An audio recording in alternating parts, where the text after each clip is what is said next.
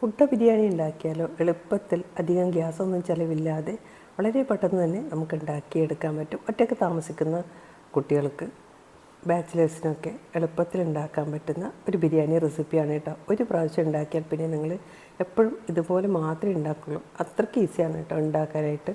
അതേപോലെ തന്നെ വളരെ ടേസ്റ്റിയുമാണ്. ഇത് നമ്മൾ കുക്കറിലാണ് ഉണ്ടാക്കുന്നുള്ളത്. കുക്കർ അല്ലെങ്കിൽ പിന്നെ അടികട്ടിയുള്ള ഏതൊരു പാത്രത്തിൽ വേണമെങ്കിൽ നമുക്കിത് ഉണ്ടാക്കിയെടുക്കാം. ഞാൻ 4 പേർക്കുള്ള ബിരിയാണിയാണ് ഇന്ന് ഇവിടെ ഉണ്ടാക്കുന്നുള്ളത്. അതിനു വേണ്ടി ജീരകശാല അരിയാണ് എടുത്തിട്ടുള്ളത്. 125 ml കപ്പിലാണ് അരി അളന്നെടുക്കുന്നുള്ളത്. ആ 1 കപ്പ് അരി ഇതുപോലെയുള്ള ഒരു ഗ്ലാസ്സിൽ 1 ഗ്ലാസ് കറക്റ്റാണ്. അപ്പോൾ കപ്പില്ലാത്തവർ ഇതുപോലെയുള്ള ഗ്ലാസ്സിൽ അളന്നെടുത്താൽ മതി. അപ്പോൾ ഞാൻ 1.5 കപ്പാണ് അരി എടുത്തിട്ടുള്ളത്.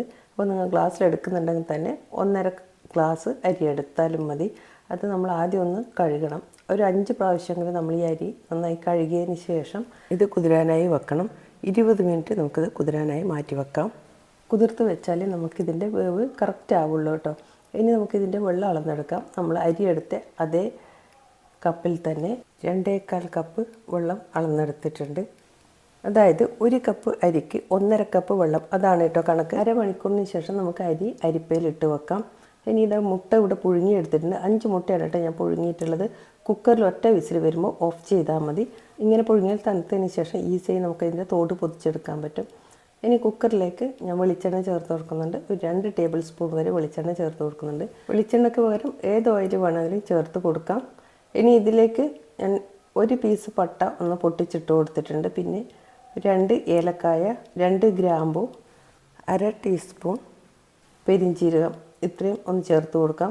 പെരിഞ്ചീരകം ഒന്ന് പൊട്ടി തുടങ്ങുമ്പോൾ നമുക്കിതിലേക്ക് ഇനി ചേർത്ത് കൊടുക്കാനുള്ള സവോളയാണ്. സവോള 2 മീഡിയം സൈസ് ഞാൻ നേരിയതായി സ്ലൈസ് ചെയ്ത് വെച്ചിട്ടുണ്ട്. ഇനി ഇതൊന്ന് വാട്ടിയെടുക്കണം. അധികം ബ്രൗൺ കളറൊന്നും ആവണ്ട കേട്ടോ. അതൊന്ന് വാടി വന്നാൽ മതി. ഇതിലേക്ക് കുറച്ച് ഉപ്പ് കൂടിയിട്ട് നമുക്കൊന്ന് വാട്ടിയെടുക്കാം. ഇനി ഇതിലേക്ക് നമുക്ക് കുറച്ച് വെളുത്തുള്ളിയും ഇഞ്ചിയും കൂടി ഒന്ന് ചതച്ചെടുക്കണം. ഞാനിവിടെ ഒരു 10-12 വെളുത്തുള്ളി അല്ലിയും ചെറിയ 2-3 പീസ് ഇഞ്ചിയും കൂടി എടുത്തിട്ടുണ്ട്. ഇഞ്ചി വളരെ കുറച്ചേ എടുത്തിട്ടുള്ളൂ, വെളുത്തുള്ളിയാണ് കൂടുതൽ എടുത്തിട്ടുള്ളത്. ഇത് മിക്സിയിൽ ഒന്ന് ക്രഷ് ചെയ്തതിന് ശേഷം സവോളയിലേക്ക് ചേർത്ത് കൊടുക്കാം. ഇതൊക്കെ നമുക്ക് വളരെ പെട്ടെന്ന് തന്നെ ചേർത്ത് കൊടുക്കാം കേട്ടോ. കുറേ സമയമൊന്നും ഒന്നിനും വഴറ്റി കൊടുക്കണ്ട. സവോള ഒന്ന് വാടി വരുന്നതേ ഉള്ളൂ. ഹൈ ഫ്ലെയിമിൽ തന്നെയാണ് ഞാൻ വഴറ്റി കൊടുക്കുന്നുള്ളത്. പക്ഷേ കരിഞ്ഞു പോകരുത് കേട്ടോ. സവോള നമ്മൾ അടുത്ത് നിന്ന് തന്നെ ഇതുപോലെ വഴറ്റി കൊടുക്കണം.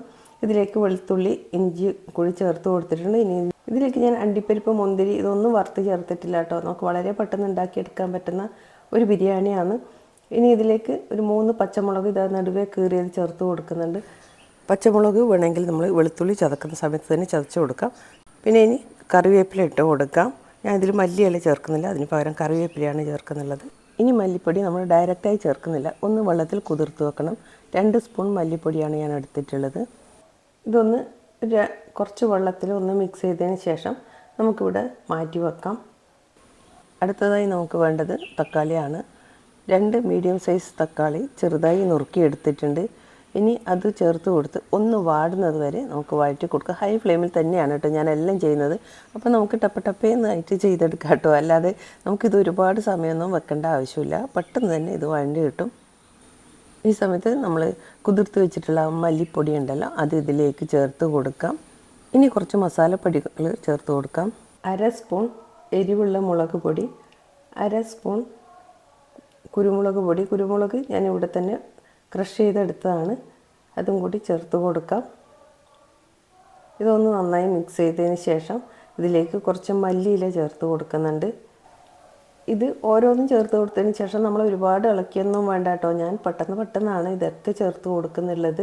ഇനി ഇതിലേക്ക് നമ്മൾ അളന്ന് വെച്ചിട്ടുള്ള വെള്ളം ഉണ്ടല്ലോ, അത് ഒഴിച്ച് കൊടുക്കാം. ഇനി ഇതിലേക്ക് 1/2 ടീസ്പൂൺ ഗരം മസാല പൊടി ചേർത്ത് കൊടുക്കുന്നുണ്ട്. പിന്നെ ഒരു 1/2 ടീസ്പൂൺ മഞ്ഞൾപ്പൊടി കൂടി ഇതിലേക്ക് ചേർത്ത് കൊടുക്കാം. നമ്മൾ ബിരിയാണിക്ക് നല്ലൊരു കളർ കിട്ടാൻ വേണ്ടിയാണ് കേട്ടോ.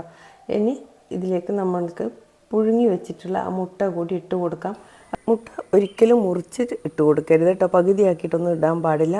ഇതേപോലെ തന്നെ ചേർത്ത് കൊടുക്കണം. വേണം ചെറുതായി ഒന്ന് വരഞ്ഞ് കൊടുക്കാം. ഈ സമയത്ത് മുട്ട ചേർത്ത് കൊടുക്കുന്നുണ്ട്. നല്ല ഈ മസാലയൊക്കെ പൊതിഞ്ഞ് മുട്ട വളരെ ഒരു കളർഫുള്ളും ആയിരിക്കും, നല്ല ടേസ്റ്റുമാണ് കേട്ടോ.